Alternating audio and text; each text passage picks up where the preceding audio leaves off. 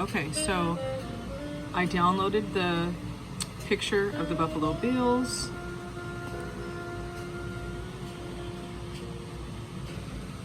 If you didn't have the Mickey Mouse SVG, that's fine. I'll show you how you can make it. Let's get rid of this. Okay, so if you opened up some shapes and you opened up a circle, so this is how I make my kids Mickey Mouse pancakes, okay? So you pour a little bit of a pancake batter in the middle, and then you pour small ones on the side, okay? So we're gonna make these a little bit smaller. So if this was like pancakes, like literally I would pour a little bit here, and then my next pour would be like right here, and then I pour the last one right there, and that's how I make my kids Mickey Mouse pancakes, okay? So if you just wanted to make a quick Mickey Mouse shape, that's what it is. That looks pretty centered to me, so I'm gonna select it. I used Control All. If you hold down Control and press the A button, it selects everything. You can also select it this way, and I'm going to weld all of these together, and so now it's one layer.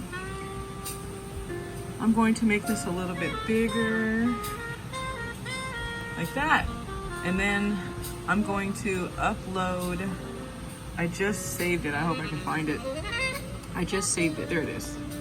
Okay, so I have my Buffalo Bills logo, mascot, and okay, so we see this little white strip around here, right? And so a lot of times we say, you know, click on all the white, and that might be true and that might not be true.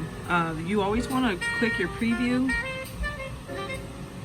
That's how it would cut out, okay? So if we were to print and cut this, it would cut out all around it. Maybe that's what we want, okay? If we were to do like a print and cut. But for right now, what we're wanting to do is just use this to knock it out. And so that's not gonna work for us. And so what I just did was I clicked on that white area right there. Now let's see what it's doing. Now it has that traditional, the Buffalo Bills, because it's all cut out, okay? So sometimes you wanna click on all the white areas and sometimes you don't. Sometimes you're working with a project that has white inside of it and you may not want to cut out all the letters or something, okay? So I just wanted to throw that in there. So let's go ahead. We're gonna choose the cut file on this. We don't need the print and cut because we're not using it for printing. And so we're not gonna use that one. We're gonna use this. We know it because the green is highlighted. We save.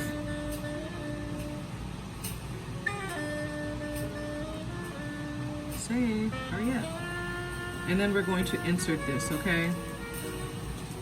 So I'm gonna change the size on this so it is manageable for me. I'm gonna change the color because I can't see it against the black. And that's all I would do.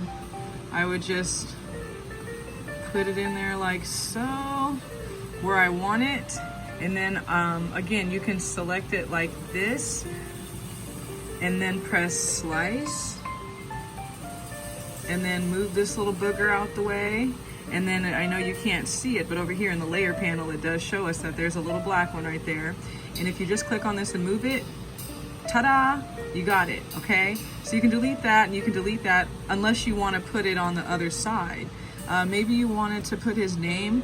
I don't know what his name is, but say his name was Josh.